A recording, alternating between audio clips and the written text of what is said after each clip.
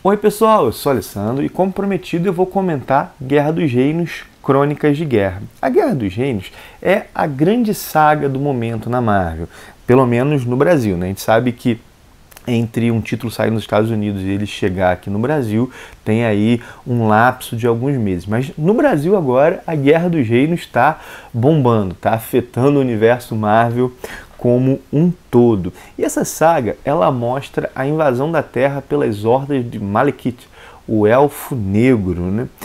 Esse personagem, ele invadiu o reino por reino da mitologia nórdica. Com alguns ele se aliou, né?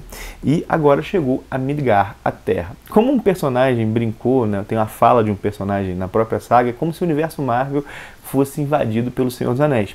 E aí os heróis têm que lidar com ameaças como Gigante de Gelo, bruxas, elfos, anões, né? Então é esse que é o cenário. Mas é mais do que isso até, né? Tudo isso é a culminância de uma longa e elogiada fase do Jason Aaron à frente do Thor. Isso daqui é uma espécie de batalha final nessa fase, né?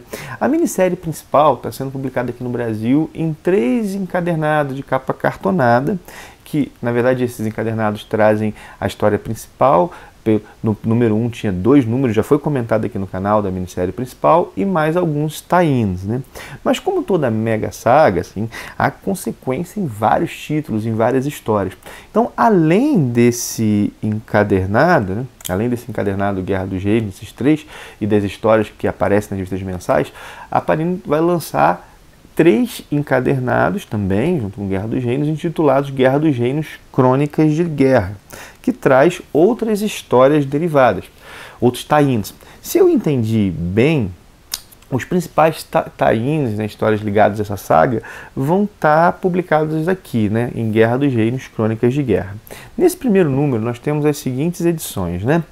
The War of the Realms, War Scrolls, número 1, The War of the Realms, Giant Man, número 1, e The War of the Realms, Punisher, de 1 a 3. E, assim, essa War Scrolls, na verdade, é uma revista que tem uma história principal, que é uma história do Demolidor, e várias outras histórias curtinhas, mostrando outros personagens lidando com a situação da Guerra dos Reinos, né? Mas, assim, em termos das histórias maiores, nós temos uma história do Demolidor, que pelo visto vai continuar, né? Uma de personagens que crescem, né? De gigantes, né? Pô, a galera que tem um pouco lida com as partículas PIN, né, que tanto encolhem quanto crescem personagens, tipo Homem-Formiga, assim.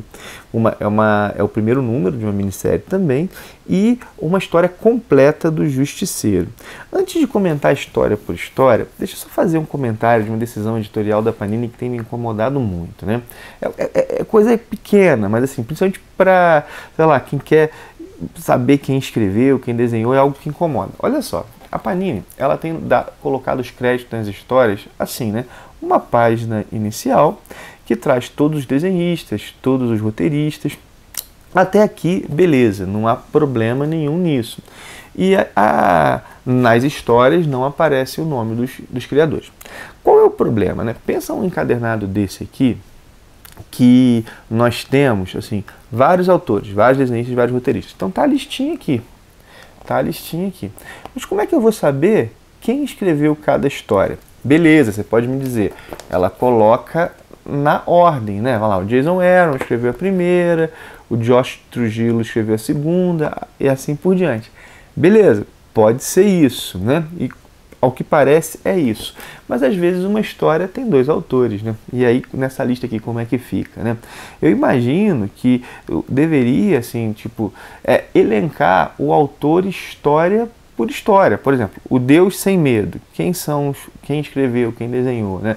Essa acho que seria melhor. Eu acabo agora tendo que, bom, olhei os créditos, vou conferir tal história na internet para ver quem escreveu e desenhou, né? Não é uma decisão bacana. É um negócio simples, né? Tudo bem, quer botar todos os créditos numa página inicial, não vejo mal nenhum nisso. Mas assim, numa revista mix, às vezes isso acaba complicando um pouquinho, né? Mas, assim, vamos lá. Vamos às maiores histórias do encadernado primeiro, né? Bom, lá, o Justiceiro, né, a história do Justiceiro, que está completa aqui, é escrita pelo Gary Duggan e desenhado pelo Marcelo Ferreira. A dos Gigantes, escrita pela Leah Williams e desenhado pelo Marcelo Castiello. Deixa eu só conferir se o nome dele é assim mesmo, Castiello, isso mesmo, né? E a do Demolidor é escrita pelo Jason Aaron e desenhada pelo André Sorrentino. E falando do conteúdo, vamos lá, né? 3 histórias bacanas. A do Demolidor mostra o personagem de posse da espada do Heimdall, que é aquele personagem que guardava a ponte Bifrost, né? E ele agora acaba tendo esse poder de invocar a Bifrost e transportar as pessoas para onde ele quiser, vamos colocar assim, né? E ele foi a Nova York resgatar algumas pessoas que ficaram após a evacuação da cidade, né? Uma história bacana, né? Que mostra assim o Demolidor lidando com o poder quase que de um deus. Uma história que, ao que parece, assim, embora a história conclua aqui, eu falei que ela continuaria, né? A história conclua aqui, há um fim na história, a situação me parece que vai continuar sendo desenvolvida em outras edições desse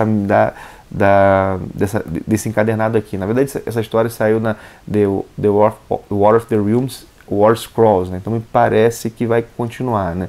A situação vai ter desenvolvimento, embora a história aqui ela até funcione como um conto fechado. Nós vemos, por exemplo, o destino do Rei do Crime aqui, que é uma situação que não é tão legal assim, não é tão legal, não que seja ruim, né? É interessante, mas o personagem fica numa situação de subserviência que com certeza o Wilson Fisk não vai tolerar durante muito tempo, né?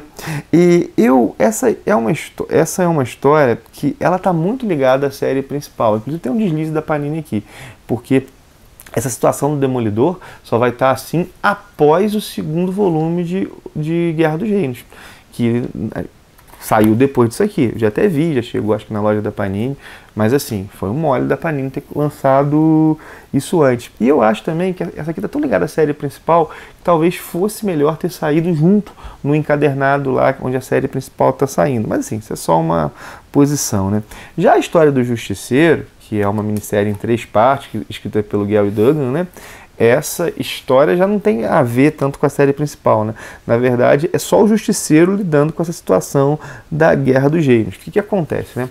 Há um hospital sendo evacuado e tem que levar essas pessoas para um lugar seguro, e é muito difícil fazer isso. O Justiceiro vai ajudar. O que acontece? Ele chega num ônibus lotado de prisioneiros, pega esses prisioneiros e os força a ajudar, cria uma força-tarefa ali para transportar as pessoas, né?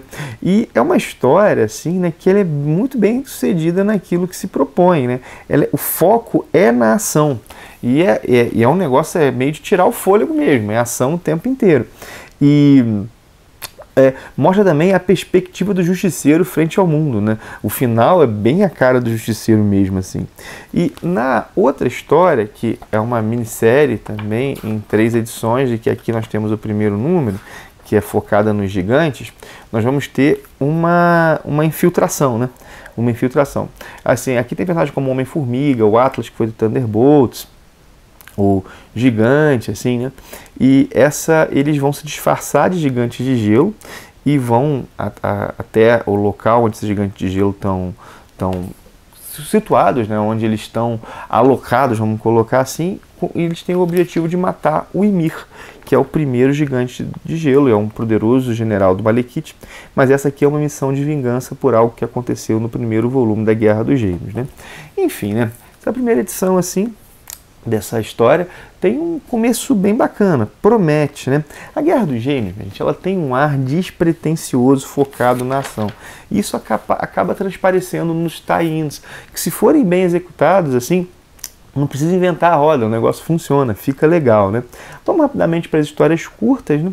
Nós temos uma dos 3 guerreiros de Asgard, né? O Rogun, o Frandal, e transportando o Volstagg, e eles acabam encontrando o manto e a adaga, né? Há uma guerreira também, né? Que eu sempre esqueço a Hildegard, tá? Também uma guerreira que o foco é no humor, né? É uma história que tem o objetivo de mostrar esses personagens nesse contexto da história maior, mas que não tem grandes pretensões, é uma história que soa assim bobinha.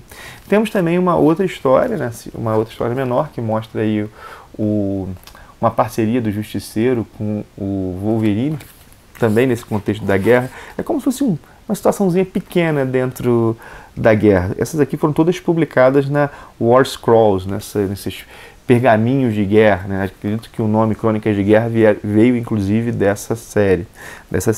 E a última história pequena é uma história que é a mais legal das três. Ela é do Howard o Pato, e ela mostra personagens secundários e coadjuvantes que ficam escondidos só esperando a situação passar, né? Inclusive alguém fala, estamos escondidos para a situação passar, como sempre, né? E aí tem o Howard o Pato, né, que se brinca que ele não aparece nas histórias, né? E tem a Tia May, né? Assim, o Aranha tá fazendo aquilo tudo, o mundo acabando, e a Tia May tá onde nessa situação? E aqui essa história brinca com isso, eles têm que resgatar um cachorro no meio da história. É uma história que se pretende zoeira e pretende assim zoar um pouco a própria situação do personagem do Howard o Pato e desses personagens coadjuvantes e mostrar certas inconsistências que essas histórias de super-heróis acabam trazendo quando a gente pensa nessa situação do universo compartilhado. Legalzinha, divertidinha, né? Mas assim, vamos colocar o bolo, né? Assim, é tipo a cereja do bolo não é a palavra, mas o core disso aqui, né? São as três histórias maiores: a do Demolidor, a do Justiceiro e essa dos gigantes, né, que começou aí. Eu não preciso nem dizer, né, na verdade, não tem muito sentido ler isso aqui sem ler a minissérie principal da Guerra dos Gênios, né? Isso aqui é uma espécie de série que fica assim a reboque, né? São realmente tie-ins que dependem dessa história principal. Bom, mas é isso. Paro por aqui então, agradeço aí por ter visto o vídeo, lembro do link da Amazon que eu deixei na descrição de todos os meus vídeos, caso você vai fazer uma compra nessa loja, entrando por esse link, isso dá uma força danada ao canal. Não esquece também de dar teu joinha, de compartilhar o vídeo se você achou ele legal. Se estiver chegando por agora, se inscreve, tem vídeos sobre quadrinhos todos os dias por aqui. Paro então, um abração e até o próximo vídeo.